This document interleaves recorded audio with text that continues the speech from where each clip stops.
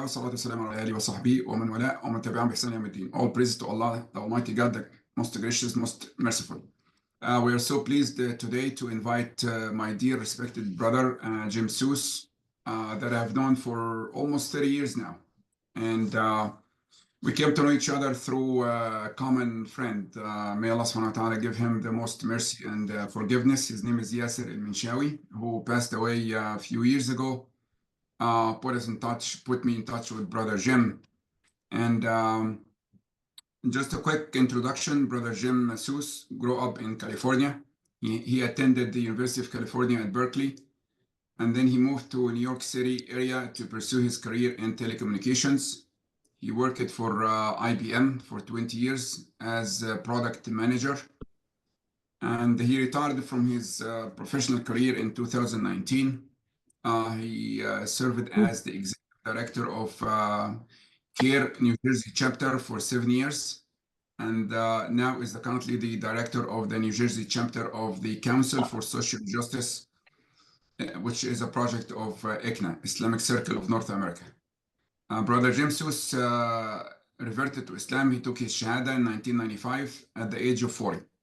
And I just would like to mention a quick funny story of when I asked Brother Jim, you're not coming from an Arabic Middle Eastern descent, and what really brought you to Islam? And remember, Brother Jim, you said that one day you walked to the bathroom of IBM building and you saw Brother Yasser al-Minshawi making wudu. And you made fun of him. You said, what are you doing now? You're taking a shower in the building of IBM.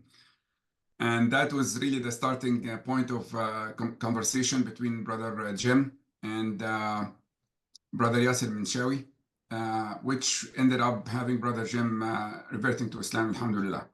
Brother Jim is a great asset for the Muslim community here in the United States of America. He has a lot of contributions in many Dawa projects, and he's a perfect fit to speak about the topic for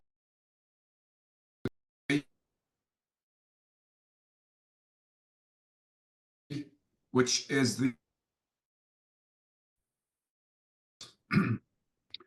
Jazakallah khair, Brother Jim. Allah subhanahu wa ta'ala reward you for your time to join this group here and give us lots of tips from your expertise. Alhamdulillah, we have amazing group of new Muslims. Some of them are born Muslims, but the majority here are new Muslims, and we're so pleased to have you with us to get lots of from your experience that you can share with the group here, inshallah. So let's talk first about the priorities for a revert. When somebody reverts to Islam, they have certain priorities. So I'd like to set up these priorities from your views. You reverted to Islam for over 30 years. So what are the top 3 challenges that you faced when you reverted to Islam, and how did you overcome them? Okay. Assalamu alaikum wa rahmatullah. Bismillah ar-Rahman ar-Rahim.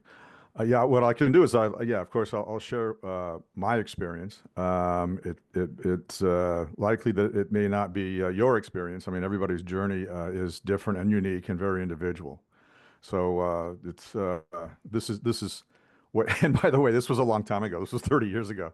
So when I talk about when I first reverted, it is digging way back into my memory and trying to relive those early years.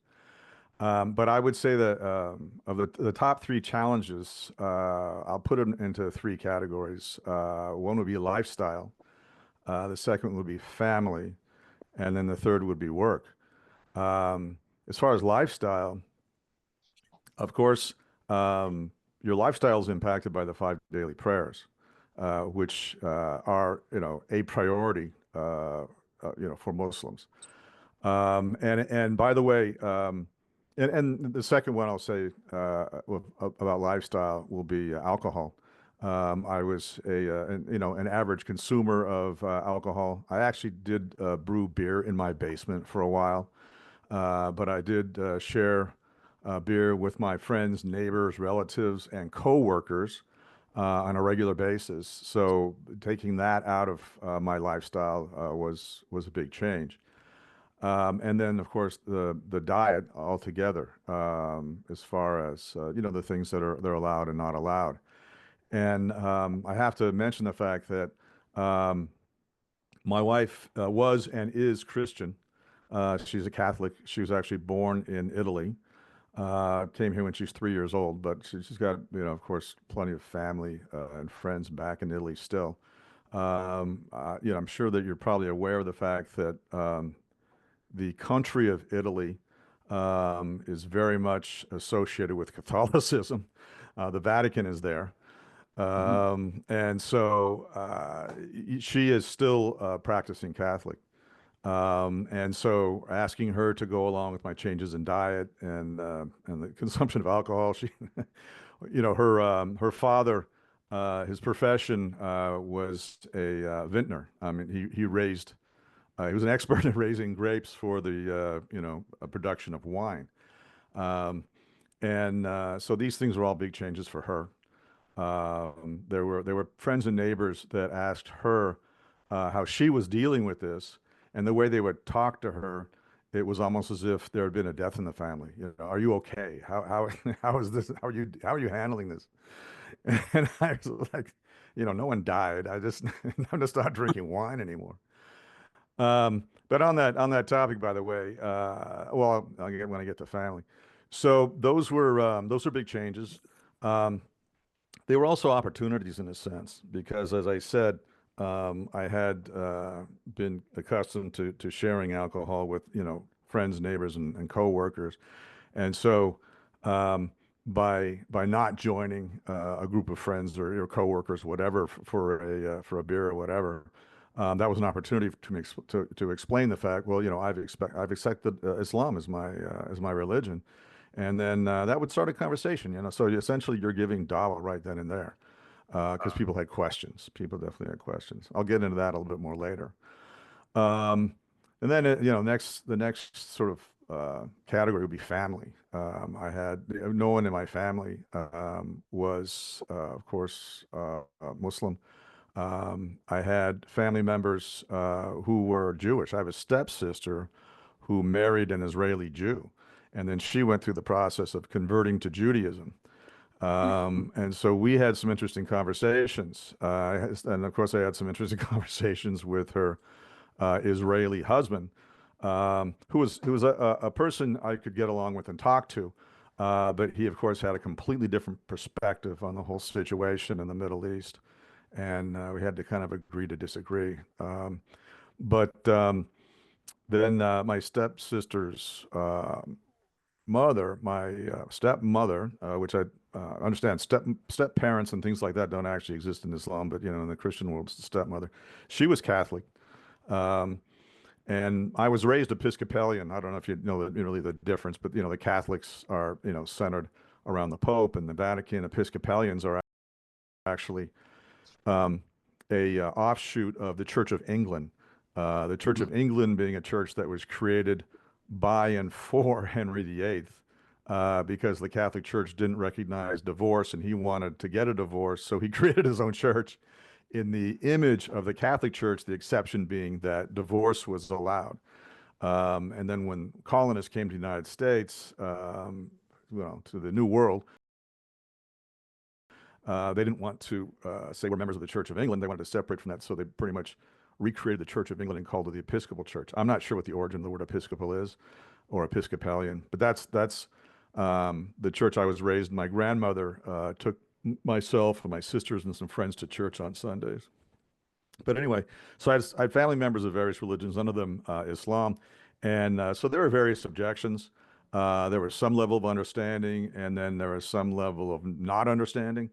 I remember at one point I presented my father with a paperback copy of a translation of the Quran, and he just accepted it, put it on a desk, and didn't say a word. Just kind of set it aside, and then never said a word about it. And just, I mean, at one point, by the way, I think when I first was talking to him about my decision, he said, "Isn't that the religion where you have to commit suicide to get it into heaven?" And I said, "Well, no, that's actually the opposite is true." But there were a lot of, of course, a lot of people have misconceptions, and this was a long time ago. When I think people have the general public has learned more about Islam over the past 30 years than they knew back then. So there were to this day, my wife has gone along with the elimination of pork from our diet, and she does go shopping for meat at a local halal meat market, and has, you know, accepted all of this, and to that extent. Um, but it's kind of a different story when we meet with her family. She's got two sisters that live in New Jersey, and we'll go to their house for whatever, some event or something like that. And I have to be very careful about what I eat. Okay? I'm always asking, do these baked beans, are these vegetarian baked beans? And her sister will say, I don't know. I think so. Yeah, go ahead, eat it, whatever. And I'll ask to see the can, and she'll say, boy, you're picky, So there's that happens. And then, we've served halal hot dogs at a barbecue at our place, and then I'll go to their place, and they'll serve hot dogs, and I'll say no, thank you. And my brother-in-law will say, I saw you eating hot dogs. What's wrong? So it's just a lot of that, and that can be expected. And then the next, I think, big category would be at work. In my job, I mean, Brother Magdi said that I'd been a product manager for 30 years. That was the last thing I was in my career at IBM, but I had various jobs. You don't just enter the company and become a product manager.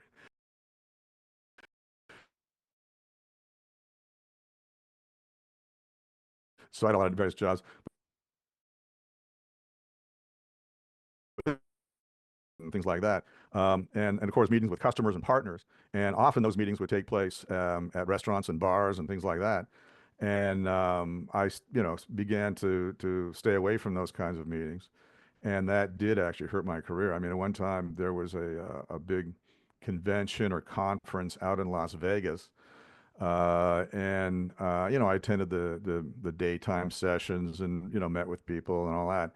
And then there was people were going off to various lounges within these Las Vegas casinos, after dinner.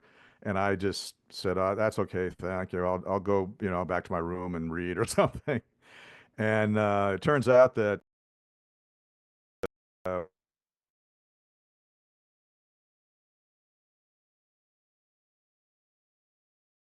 when I did this,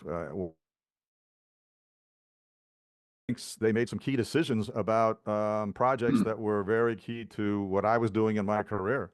And so I found out the next morning, boy, you really missed a meeting. This is all changed now. This is what we're doing. And I was like, wait a minute, if I had been there, I could have steered this thing differently.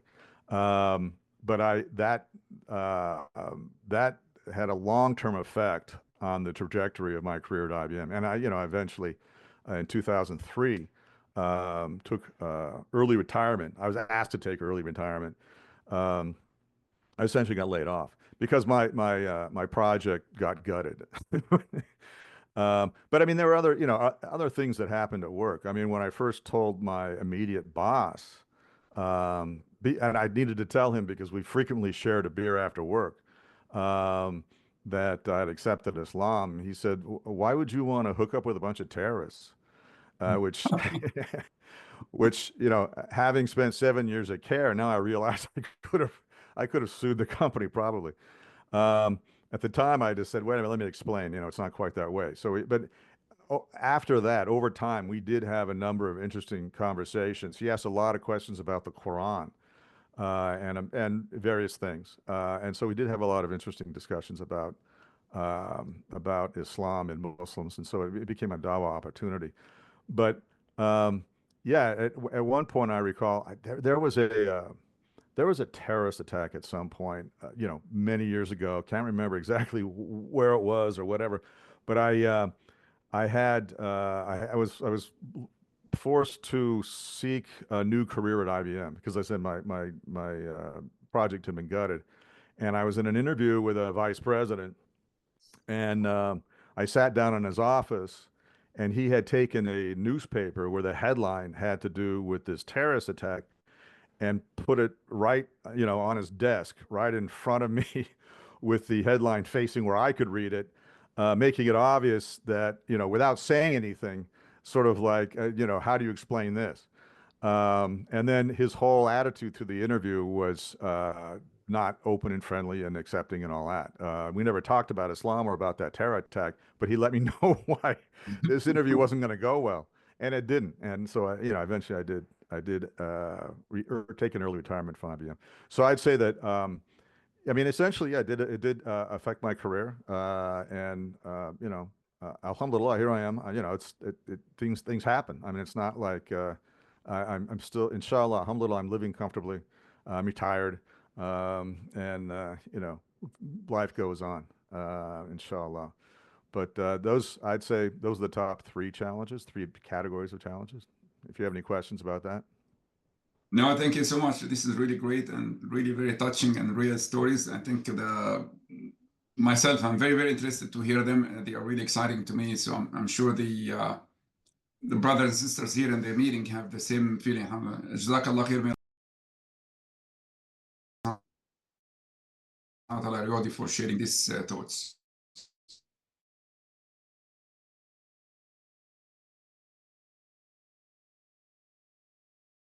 In your opinion, what are the most critical priorities for the new Muslim during their first year after reverting to Islam?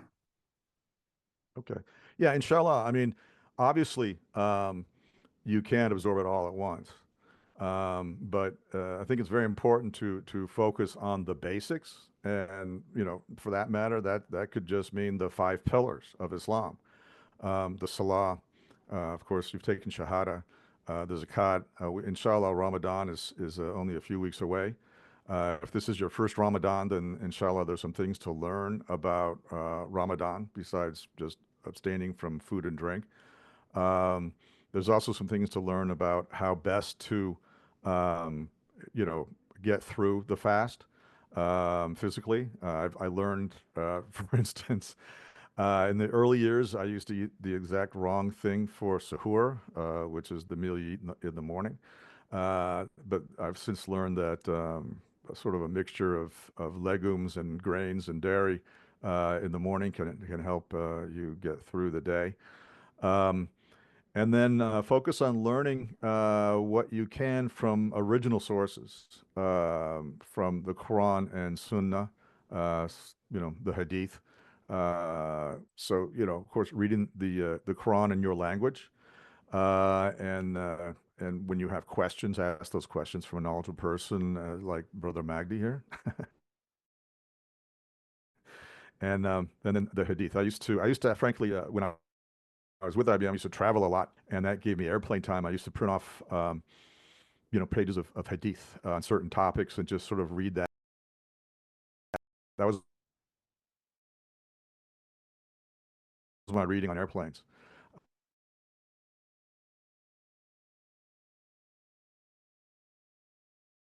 Uh, the,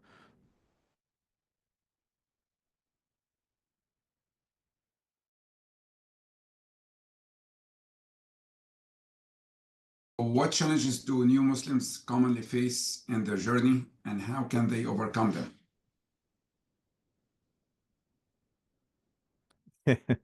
Yeah, interesting. Um, I mean, I thought about this, and I might have an unconventional response. For me, I had difficulty with the language. If you go to the masjid or mosque, okay, but it's the masjid was a new word. You will, and you attend various training. You listen to khutbas. You talk to brothers and sisters. Um, you'll find that you'll be introduced to a lot of new words that are essentially Arabic words. For some reason, it seemed to me that the day after I took my shahada, it was as if everyone assumed that I had learned this new vocabulary of Arabic words. And there was one case I remember specifically was yeah, very soon after I had taken my shahada, I was on a business trip, and I was with a brother, happened to be a brother, not Yasser El-Mashai, but another brother who was Muslim. We were both traveling somewhere, and he learned that I had just become Muslim, and at some point we were talking in the hall or something like that, and I had prayed. We were traveling, so I understood that I could pray Zuhr and Asr together. But he asked me, "Do you want to pray?" And I had prayed alone. But he asked me, "Do you want to pray Maghrib and Isha together?" And I thought, I guess those are names of prayers. I mean, I I knew that there are five daily prayers. I knew there are five daily prayers. I knew when they were, like what time they were, but I hadn't, quote, memorized the names. So when he said Maghrib and Isha, I I know. So I said, yeah, I already prayed them. And he gave me this perplexed look because, I didn't know Isha from Asr from whatever, as far as just those words. So, later on I explained to him, I said, you asked me about, we want to pray. I didn't know what you're talking about. But I mean, there are so many times when, even today, I just, this last Friday, um, the imam talked about praying your salah, which is an Arabic word, with khushu. And I thought that'd be interesting if you could tell us what khushu means, because it's just, Brother Mandy, could you explain khushu for just a second? So khushu means a complete focus with Allah, the Almighty God, in the prayer, and uh, block out all of the side distractions, like people talking and radio or cell phone ringing. Just 100% focus and uh, being like a deep humbled in front of Allah during the prayer. Okay. Alhamdulillah. I mean, I got that impression from the um, and then I was actually on a call today, a Zoom call before this call. Okay, it's a regular tafsir session on Sundays that IGNA New Jersey puts on, and the brother talked about Ajr, having to deal with the the revelation of the Quran. Could you explain Ajr? Because he didn't explain what it Uh, meant. yeah, ajr means a reward, like the good deeds that are written based on certain, good deeds that we do. Alhamdulillah. Now his lecture makes sense. Okay. So, I mean, yeah, there all the of course there's janaza, zur, taqwa, akika, tazkiya, sunnah, tafsir, dhikr, umrah, alhamdulillah, sujud, sajda. I mean, there's so many of these words that just and I remember I used to attend a Tuesday night halakha at NIA. NIA in Newark, New Jersey, Yeah. and the imam there, gave great sessions. And as I said, my business at IBM was telecommunications, but specifically at one point in time, I was focused on speech recognition, which since those days has come a long way, and now it works very well. Um, but the brothers suggested, since I knew speech recognition and had access to the software, if it was possible that we could have the lectures recorded and transcribed, so we would have a written account of what was said. And I knew enough about speech recognition to know that there was so much Arabic peppered into these lectures that it would just get the whole thing messed up. I tried to explain it. I said, you don't realize how much non-English words are happening here. And it would have tried to make stuff up. I mean, speech recognition tries to think of what it could have been that you were trying to say when you said dhikr. But so I said, yeah, it's not going to work. But so that was a challenge for me, and like I said, it's still a challenge. And I remember another situation where the ICNA, New Jersey, is actually the home of a major Dawa organization called Y Islam. And the headquarters is in Somerset, New Jersey. And as you can imagine, there are a lot of fundraising activities. The big fundraising banquet for Y Islam uh, at a large masjid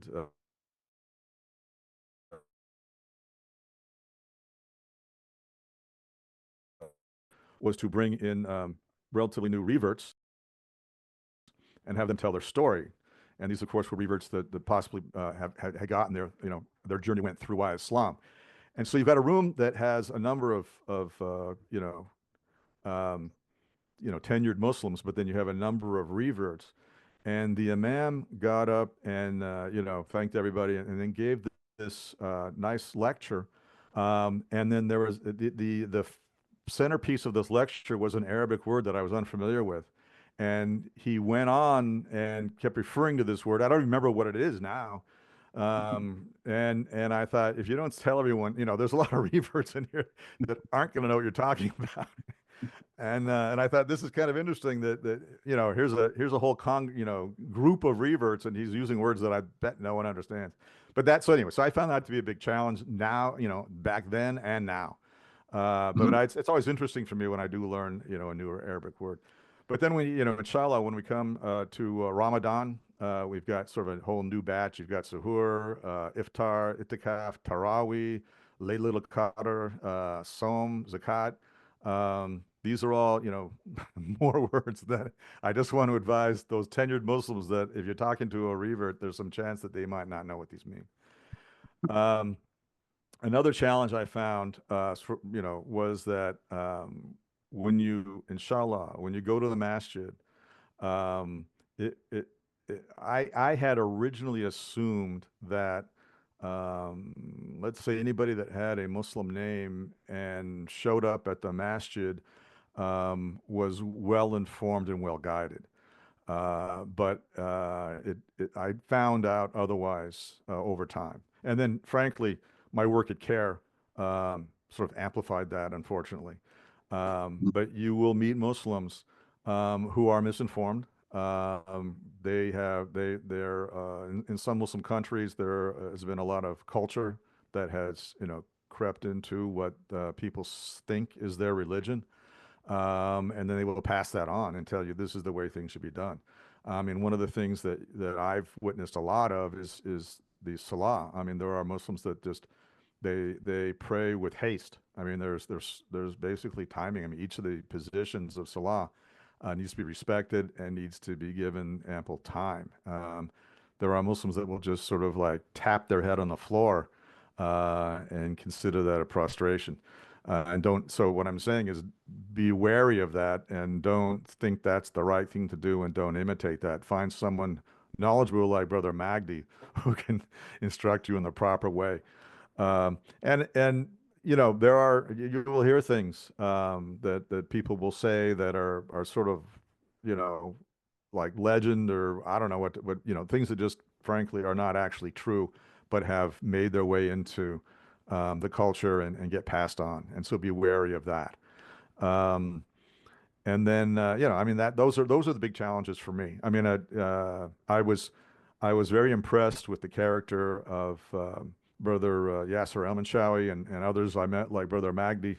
And I had sort of an assumption that I hate to say this, all Muslims were as well informed and well intentioned, and as sincere. But inshallah, it's not that case. So you need to be a little bit careful that way. That really reminds me, Brother Jim, as you said, like not every Muslim that we meet is very well informed and practicing Islam.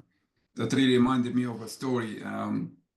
Back in 1993, I believe, when alhamdulillah, I was able to found the first chapter of CARE, Council on American Islamic Relations in New Jersey.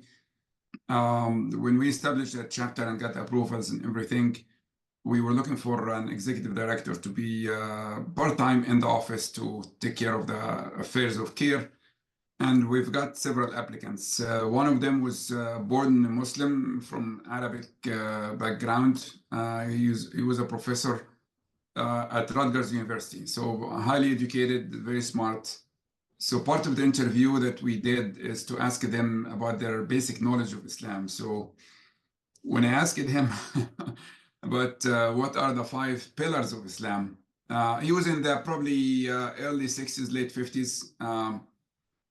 I thought this is a very trivial question for him, but to my surprise, he said, "Oh, the 5 pillars of Islam. Yeah, I know them very, very well. Of course, number 1 is to love Allah deeply and to love the Prophet and to apply the Sunnah and to try to eat right I said, I'm sorry, none of that is, none of the above is from the among the five pillars of Islam. And so your point is very, very valid. I just wanted to emphasize what you said now.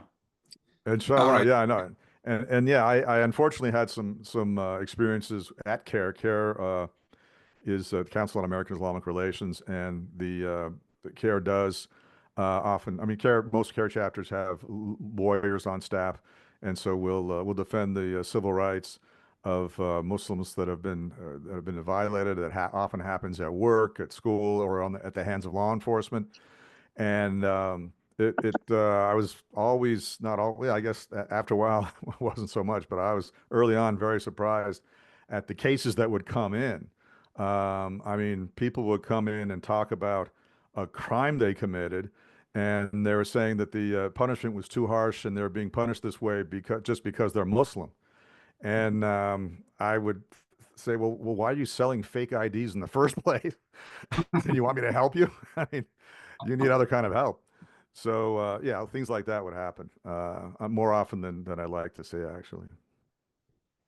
Great. That sounds really good. So that takes us next to the next point, which is the Islamic knowledge. And you Muslim, of course, they have done research. They came to the conclusion that Islam is the right religion.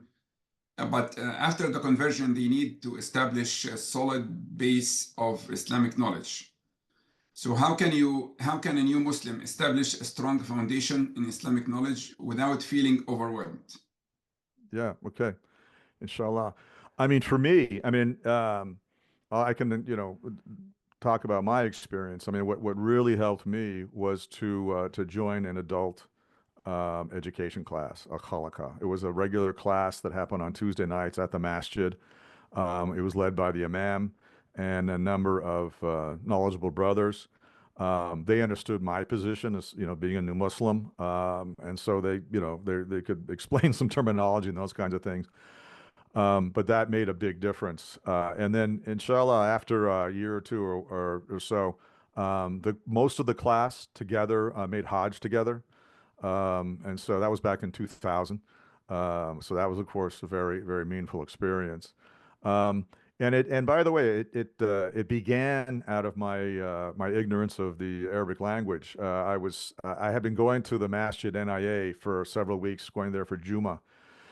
And I, was giving salams to the brothers that were there, but wasn't necessarily getting to know anybody. And then at one point at Juma, after the khutbah, someone announced that, oh yeah, tomorrow, please be reminded, we're having an akika, okay, here at the masjid in the parking lot.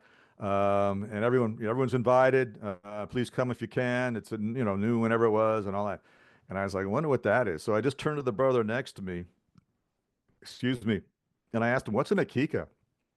And he said, oh, and he explained it. And it's sort of a celebration that happens after a baby is born. And he said, you got to come. You got to come. I said, he goes, there's lamb. It's really good food.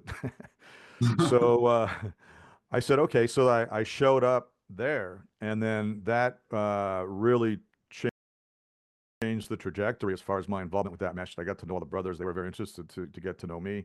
It was very different situation than people that are sort of rushing in for a khutbah and then rushing out because they work, right? This was like on a Saturday and all that. And then from that, I was invited to join this Tuesday evening class. And then Mhm. these brothers that were, I attended that class for 8 years. And then finally, I moved to Pennsylvania after a period of time. But I got very involved besides, and then, I was actually elected to the Board of Shura, which is sort of the governing board. Shura might be a new word. And then the building that we were in was a little bit dilapidated, and there was plans to build a new building. So I became a member of the building committee. So I was very much involved in the workings and comings and goings of this masjid, and that was really very rewarding and very helpful as far as my journey. So the short of it is I would definitely recommend joining any kind of adult education. And then on your own, you can read the Quran in your language, read Hadith. There's a great book called the 40 Hadith that Mm. are, Yeah. yeah, I 14 highly, hour hadith. Yeah. It's part of the curriculum that we'll be teaching in this lesson, inshallah. Yes. alhamdulillah, highly recommended, highly recommended. And then books that are about the life of the Prophet, peace be upon him, are called Sirah books. And so there's one by Martin Lings that I think is highly regarded. I don't, Brother Magni, if there's a particular Sirah that you recommend, um, that's you can recommend that. And by the way, my current work is with ICNA, New Jersey, with a project called Council for Social Justice, as Brother Magni mentioned. ICNA recently published a new English translation of the Quran. It is very readable, modern American English, and the point was to reach out to the American audience. I helped proofread this edition, and I highly recommend it. It's available on Amazon. If you have Kindle, it's available on Amazon Kindle. It was for free for a while. I'm not sure what the status is right now, but it's available on Kindle and hardcover. As far as translations go, I highly recommend it. Um, so those things would help you establish a good foundation, of course. Jazakallah khairan. Now we will shift gears a little bit. We spoke about the challenges that faces new reverts. Now let's talk about the Dawa priorities in the revert's life. And first question to you is as follows. Your biography shows that you dedicated several years to Dawa between CARE and ICNA. Can Right. you describe your experience during these years? Sure, sure. Um, well, okay, so yeah, ICNA has actually two Dawa projects. One is called Why Islam, which is headquartered here in New Jersey, and there's another project called Gain Peace. Why Islam is a little bit older, a little larger, a little more well-funded, and they do have activities and things that are available around the country. There's a lot of brochures, and there's this new um, translation of the Quran and a lot of that. And there were tables set up in the parking lot of the Superdome for the Super Bowl, and there were a Oh, number of people took their shahada in the parking lot of the Superdome, inshallah. mashallah. So what the opportunities that Why Islam gives you are basically three. You can participate in a Dawa booth, which is sitting in a mall or in a street corner or in the parking lot of the Super Bowl, and talking to people face to face. And you have literature and you have experienced brothers and sisters. We're on with you. Then there's also they have a hotline. It's 1-877 Why Islam. And inshallah, you can volunteer. And I've done all these things. You can volunteer to take phone calls, and then all the calls are recorded and reviewed. And so if you do make some kind of mistake somehow, they'll let you know. And then they have, of course, they take email, and you can sign up to respond to emails, which of course are also copied to headquarters, and they review them. As a new revert, probably the safest thing to do if you wanted to was to volunteer to answer emails, because they're asynchronous, so you have time to do research if you need to, or time to ask questions, and that kind of thing. But it sort of gives you a good idea of the kinds of questions that non-Muslims ask about Islam. As far as at CARE.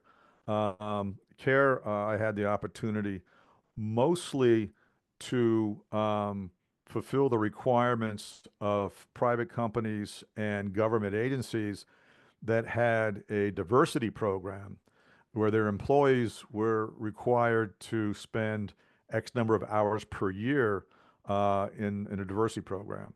So somehow people found CARE, organizations found CARE, and so I was invited to come and give an introduction to Islam to a group of employees, a department at a bank, for instance. That happened several times.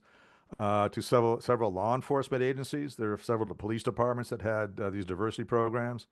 and to other government agencies. And so that was a great opportunity. I basically had a PowerPoint slide set that I used, and sometimes would tweak it a little bit depending on whether it's for law enforcement or a bank or a school or something like that. So that gave me an opportunity there. Um, so I mean, and these days, working with ICNA New Jersey, there is Y Islam there, and so there's I had the opportunity, like I said, to proofread this translation of the Quran.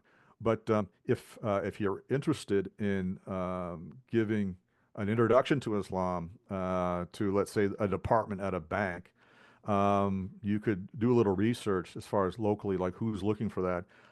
They often are willing to pay you. I also gave introduction to Islam at a number of churches, and they insisted on paying me.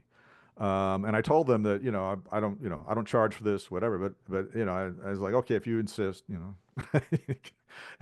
if you have to. So it's there's some opportunities there, but I mean, you do have to feel somewhat confident that you're gonna be able to field some of the complex questions. So that's hopefully that answers your question. It did actually. Thank you so much. And I send it to the group now, the websites for CARE and Y Islam and Oh, ICNA a little and low. Okay. Math in the group, inshallah. So you can find the reference and you can learn more about these great organizations that have been holding Dawa for years in the United States of America. So before we continue about the Dawa questions, what is Dawa? How can you define Dawa, Brother James? What is Dawa in your words? Right. Well, I think that and there's another Arabic word you're asking me to define. Uh, I think literally it means to invite, right? But I think that that anything that you share, and I believe it even says it in the Quran that if it is just a matter of sharing one ayah of the Quran, Yeah. that is not necessarily sufficient, but that'll earn you blessings. And so just by showing up and declaring that you are Muslim, and then being prepared to answer the most basic questions, um, you are essentially giving dawah. It doesn't necessarily have to be extending, a lecture to a number of non-Muslims and then asking them to take shahada. Um, but yeah, it's for sisters, I think just wearing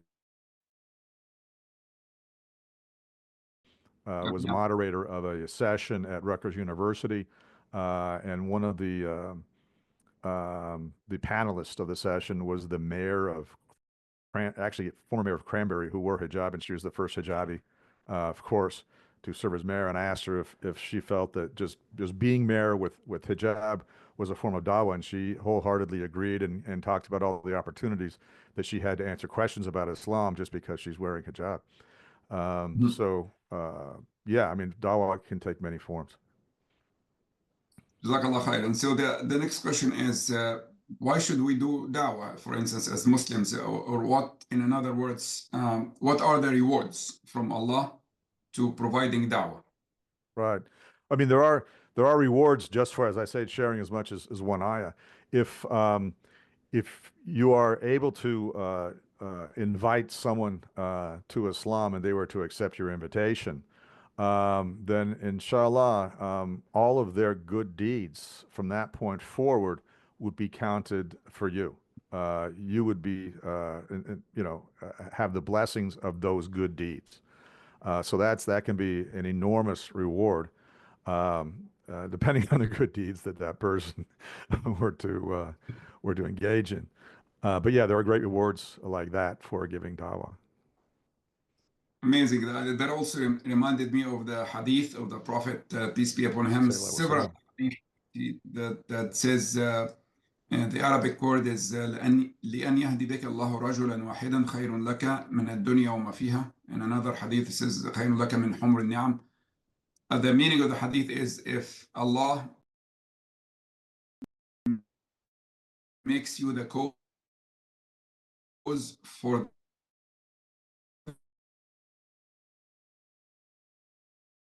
that deed by reverting them or converting them is worth more than your entire life good deeds. So it's very highly rewarded by Allah. May Allah subhanahu wa ta'ala make us from among those that provide dawah for his sake. Ameen, ameen. That's very, very relevant, right? Exactly.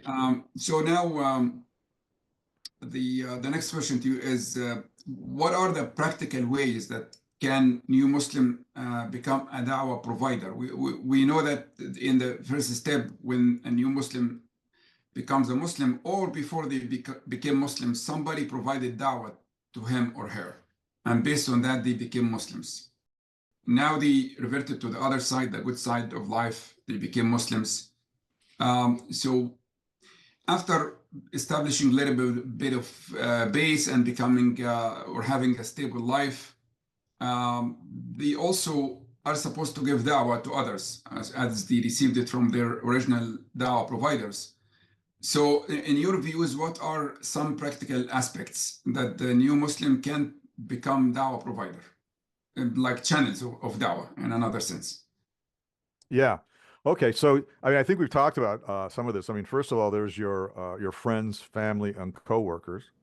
And, you know, in those cases, you have to, let's say, read the room. I mean, you need to know how open these people are going to be to you know, what you have to say. First of all, you identify yourself as Muslim, and then oftentimes there will be interest in like, you know, specific things.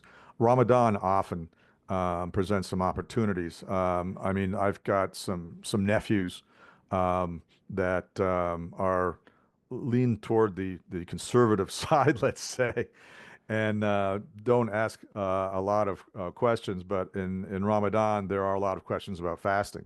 You know, like how do you do it? Why do you do it? How does it work? And all that kind of thing.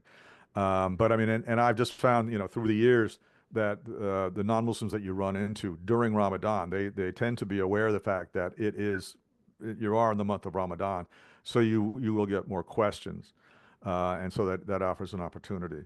So that again, that's your friends, family, coworkers, neighbors, and then, you know, like I said, there's these organizations out there that provide you with the mechanism to get out there, to, like, you know, answering email, taking phone calls, that kind of thing. And also, I found that when I lived in South Orange, there was the South Orange, New Jersey Clergy Association, and there was no masjid in South Orange, but they had a number of Christian denominations, and they had three rabbis. There were three synagogues in town, and they wanted a Muslim representation. And so you know, somehow someone found out I was Muslim and reached out to me, and I said, okay, I'm not clergy, but I'll show up at your meetings. And that created a lot of opportunities, as you know, to give dawah to these clergy. As a matter of fact, we spent one whole session on me giving an introduction to Islam.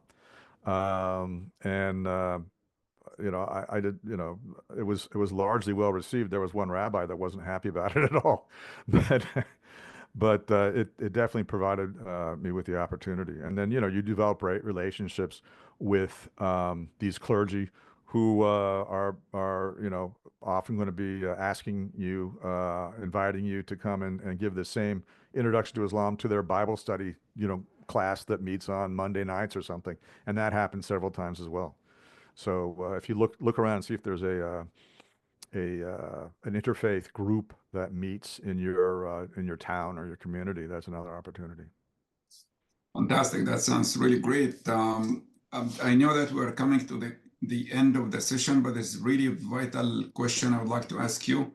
And also the brothers and sisters who are attending the session, if you have questions to Brother Jim Seuss, be ready to ask them if you wish to, after my last question to him. So my last question to you, Brother Jim, is that the new Muslims, they revert to Islam, they started building up some knowledge, they started practicing Islam, getting rid of all the bad habits and adopting new habits, etc. The question to you is that, does the new Muslim need to become on a scholastic level in Islam in order to become da'wah provider, to start the da'wah providing da'wah? Um, yeah,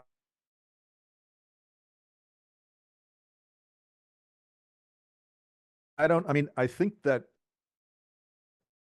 non-Muslims are gonna ask about and be interested in are not necessarily the deep dive things that the scholars of Islam typically have to get into. I think that if you're providing an education to Muslims, there are things that you need to know and be deep in. But I mean, the non-Muslim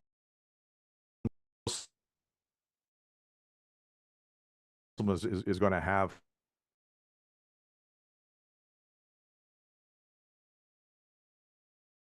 you need to be that deep into the scholarly studies of Islam as someone who is teaching Islam to Muslims. I mean, there are certain things that it would be helpful to get a good handle on because you're going to get questions about multiple wives. You're going to get questions about the husband's treatment of wives. You're, of course, going to get questions about jihad and things like this. So you need to sort of have a good idea of, how to handle these questions. And by the way, if you reach out to an organization like Why Islam, I mean, they handle these kinds of questions on a daily basis, and so they'll give you some good ideas. Matter of fact, the Why Islam has published a number of brochures that typically focus on, Islam and women, Islam and jihad, Islam and Jesus, and these kinds of things. So it'll give you a good idea about, how these questions are best handled when talking to non-Muslims. Jazakallah khair, and these are very, very interesting and very informative answers. Now we'll open the floor to the brothers and sisters who are attending this session to ask any question that you have. So anybody would like to ask Brother Jim any questions, please step forward. You can unmute your phone or computer and ask the question. Assalamu alaikum. Wa alaikum salam. I have a question for you. I'm interacting with the new Muslims. I mean, I've been Muslim for like over 30 years, and I lived outside the country for a long time. So now I've come back, and I'm trying to help out with the new Muslims here, reverts, to get them like into the community and so on, and to help them out with their problems they have with Salah and stuff. And I'm coming across the issue of their praying.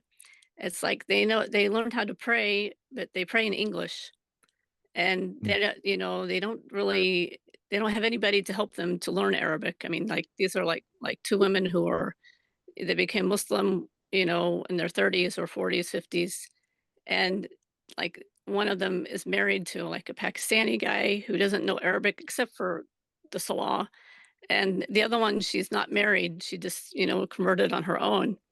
So she doesn't, they don't have, the support of an Arab, person to teach them. And I'm just wondering, is there some kind of class or something online or something that they could take to learn Arabic? I mean, to learn how to pray in Arabic, basically. So are you saying Salah or Dua? No, Salah, the Salah. prayers, daily prayers. Yeah. I mean, there are a number of books out there that have the transliteration of the Arabic that goes along with the prayer. That's how I learned it.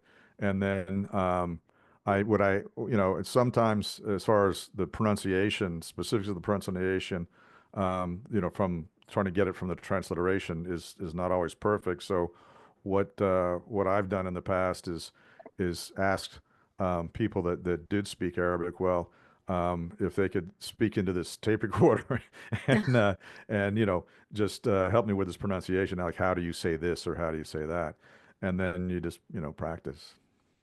Yeah. But I think go ahead. I mean, there are a lot of resources on the internet. Yeah. Yeah. No, Sister Jannah, I just wanted to let you know that we have one of the sisters in our group. She's giving lessons in the masjid, the Islamic Society of Greater Kansas City. And she would be more than happy to provide lessons to the sisters of how to pray in Arabic. Okay. I'll put you in touch with her. Her name is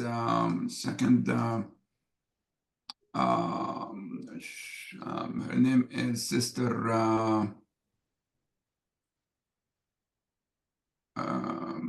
second. Sahla. Her name is Sister Sahla. Sahla. And Okay.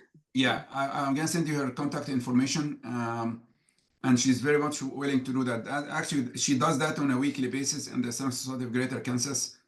She gives the Quran lesson as well as prayer lesson to the new sisters, inshallah. So I'll send you Okay. her contact. Does she do that like one-on-one, or is it a class? It's in a class, but she can do one-on-one too. She's just devoting all of her time for the Dawa purpose. And her husband is an imam as well, so she'll be the best. And you can Okay. sister Michelle send something in the group. Yeah, so Sister Michelle, that's a good guide for how to pray, right? Step by step. Mustafa Omar. I'm going to see her at 1 o'clock, Sister Salwa. I'm going to the class, inshallah. Oh, okay, perfect. Yeah, so here is Sister Yeah. Gina as well. She can provide that connections. But I'll send you her contact information. Okay. She's very nice. after- She's very nice. Yeah. Thank you. MashaAllah. Yeah. Okay. Jazakallah khair. وإياكم إن شاء الله. Any other question to Brother Jim? So let's go. Assalamu alaikum, Brother Oh. Jim. Well, assalam wa rahmatullah. I guess I just wanted to ask you, what was your first Ramadan experience like, and what are you like your tips or any guidance as a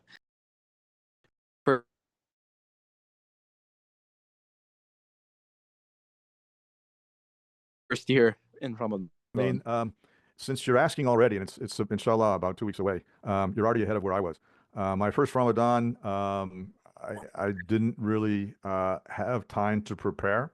I didn't know that it was a good idea to start thinking about and preparing. I think that the brother that gave me Dawa said something like day after tomorrow or something. By the way, you know, you have to start fasting. And I was like, what? How do you do that? So I got instructed. It was like at the last minute, and so I wasn't prepared. It was a bit rough. I mean, it was a bit rough of you know.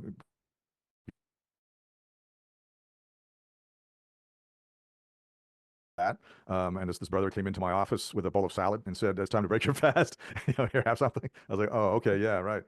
So the fact that you're asking 2 weeks in advance and thinking about it, you're getting a little bit of a head start. But it is something that you need to think about. Again, I give a lot of thought to what you're going to have for suhoor and ask some brothers and sisters, you know, what they suggest as far as a suhoor that's going to get you through the day. That's my advice. Thank Yeah, you, and brother. inshallah, Brother Diego, next حلقة.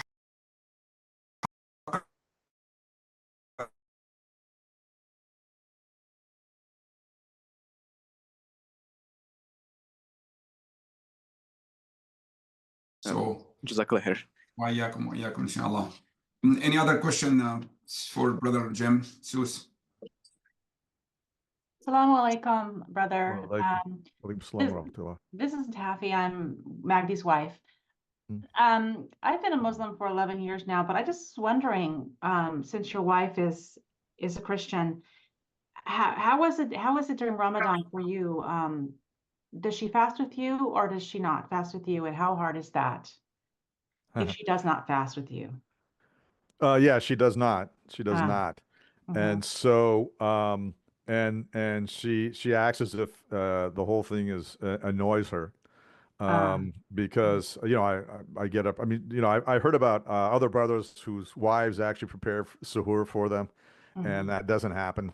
And then it seems like every day she seems to forget the fact that I'm not going to be eating dinner until after the sun sets, and Yeah, that'll be, you know, and all that. that's hard. And she kind of rolls her eyes and gets annoyed. So, but we've just kind of learned how each of us are going to deal with this over the years. So now that's just what I know what to expect. I have to say though that Alhamdulillah, I have two sons. My youngest son did accept Islam MashaAllah. several years ago when he was still in high school. and he's like in his 30s right now, and he's married a Muslim sister. But when he became Muslim and he started to fast, she took more interest in it and was more accommodating and was always trying to make sure he had enough to eat and that kind of thing. Since he's moved out of the house, she's kind of back to her old ways of just being annoyed by the whole thing. So yeah, it's there are issues like that. There are issues like that. Yeah. That makes it more difficult for you. Yeah, inshallah. Alhamdulillah. Yeah. More difficult, more rewarding, inshallah, as Of usual. course. Inshallah, alhamdulillah. Inshallah. Alhamdulillah. Thank you. Thank you. Great. Any other question before we conclude? I know that we exceeded the time by 3 minutes now, but any other questions, brothers and sisters? I just had one question. Assalamu alaikum. So,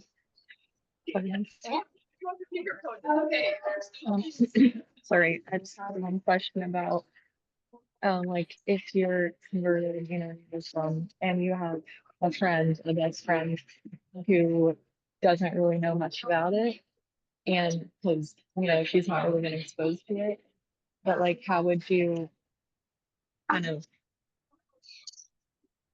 start the conversation, I guess? Because it can be hard to start that conversation or to like really talk about it, because like the common misconception is that a lot of people either convert for like a spouse or for a loved one, or they're just like, especially women, it's kind of more of a stigma. It's like women aren't really, it's like, oh, you didn't convert on your own, you converted to this and this. But that's my question. So the question is Thank you. how to bring it up to a friend? Yeah, just kind of like how to start that conversation and introduce her to it. Yeah. Yeah, I mean, you might just, I mean, that's another area that, I mean, I talked to some of the brothers at Y Islam. They talk about that. They talk about icebreakers, like how do you start the conversation? So they've got some, I can't remember anything off the top of my head about what their advice is, but they've got a whole sort of training session on icebreakers. But I would just say, ask, by the way, how much do you know about Islam? I'd say that, there's a lot of misconceptions about Islam because of what people see in the media, on the news, and that kind of thing. So, if there's any questions you have for me, I'd be happy to share that with you. I know that my mother, who passed away some years ago, showed a little bit of interest, but I got a book by a brother named Bilal Phillips. The book's called The Purpose of Creation. It's almost like a little pamphlet, very, very small, thin book. And I'd read it and I thought this would be good for her to read. And so I gave it to her and she did read it. And that definitely opened up. I mean, you have to know the person you're talking to and what's going to appeal to them. But she read the book, and then the next time I met her, she had a whole lot more questions and was very interested. So it could be as much as like, sharing a short, easy to read book, or just asking like, what do you know about it? Do you have any questions? I know you could let them know that, there's a lot of misunderstandings and misconceptions because of what is in the news and the media. Does that help? Yes, thank you. Okay. I did find that book in Amazon, and I'm going to send you the link. You can really consider that book as well. Yeah, it's in Amazon. I found it now. Yeah, I think it's a great book for non-Muslims, frankly. Fantastic. It's by Bilal Phillips. Correct. Yeah. Okay. Perfect. Alrighty. Any of the last question before we end the session? Yes. Assalamu alaikum. Well, I just had a question. So, for someone who is new to Islam and they are like eager to learn about Islam and wanting to do the 5 daily prayers and like wake up for tahajjud, read Quran, and learn Arabic and do all these things. I get questions about this a lot, and they're wanting to do all these things, but how is it possible for them to focus on certain things so that they're not overwhelming themselves? Because I see that within a few months they get overwhelmed and they just stop doing everything, like stop praying and trying to learn more about Islam. Yeah. I mean, I've heard about that. I've never known anyone that had that experience. But yeah, I think that you need to encourage them to take things incrementally. You have to take things at a pace that you know you can fit into your life easily. There are many hadith that talk about the fact that you know the religion should be something that is easy for you, not hard. It was not meant to be hard on you. And if it's becoming hard, then you need to, like, you know, back off, you know, and make sure that it is something that's easy for you. Because obviously, if it is hard, it's not going to be something you can sustain. So it's, you know, it's just very important to remember the fundamentals and, you know, why you're doing it, and then not get too caught up with trying to do as you know much as you can right off the bat. You have to kind of digest it and then go on to the next thing so that you can digest that. Thank you. And I had one more question. So for someone who has non-Muslim parents and like you're still living underneath their household, but you want to go to the masjid for like Taraweeh, especially during Ramadan, but they're not allowing you and they're not accepting of it. How can you overcome this? And like you're scared to pray at home also because like when they see you pray, they don't like it and things like this. So yeah, that's a difficult question. You know, you do need to remember that that your parents are held in very high esteem in Islam, and that the treatment of your parents is very important. But by the same token, you need to stay true to your faith. So I would, Maggie, do you have any advice for that? So basically, the best course of action in Islam is to go gradual and not to go drastic or extreme by any means. So as much as you can, the introduction of Islam to them would gradually be it should be really very gradual, little by little, bits and pieces. And maybe Brother Diego can talk about that in more details because he has passed through the same experience. But the best thing is to be gradual in everything, and not to become extreme by any means. Even becoming extreme in applying Islam is also prohibited by the Prophet, peace be upon him. The Prophet said in the hadith, "إن هذا الدين عميق فأوغل فيه برفق." When somebody came to the Prophet asking him, I really want to fast every day. I want to do the night prayer every day, etc. No, don't do that. This is not what Islam is about. Islam is about moderation. Islam is about swift, gradual implementation and application of Islam. If you really indulge yourself so fast into anything, then there will be a reaction that people react back. And I personally have seen it in my life. So yeah, so the best thing is just to be gradual in everything and swift without really butting heads or hard hitting or confrontation. And Islam is not about that by any means. But also, you're asked to obey your parents in everything except those things that would be contrary to your religion. Yes. And I understand, you know, the desire to participate in Tarawih, but I don't think it's fard. It isn't required. So you know, if it's a matter of you know, harmony in the family and participate in Tarawih, that's kind of a judgment call you have to make. I hate to say that, but that's I mean, as far as the fard prayers, that's something that you can't afford to neglect. Yeah. Yeah. Okay. Righty. Okay, so I think I'm sorry we exceeded the time by 12 minutes, but I think the reason is that session was very interesting. May Allah subhanahu wa ta'ala immensely reward you, Brother Jim, for this fantastic session. We may consider actually inviting you again after Ramadan, inshallah, to follow up on this. We have also another guest speaker coming, inshallah, possibly next halaqah as well. And we'll announce that later as well. At Inshallah. the end, we just make the dua for you, Brother Jim, for your time, and the brother and sister who joined today's session. Jazakumullah khairan. May Allah subhanahu wa ta'ala bless you all, and we'll see you next Ameen. time. Ameen. Jazakumullah khair for holding the session.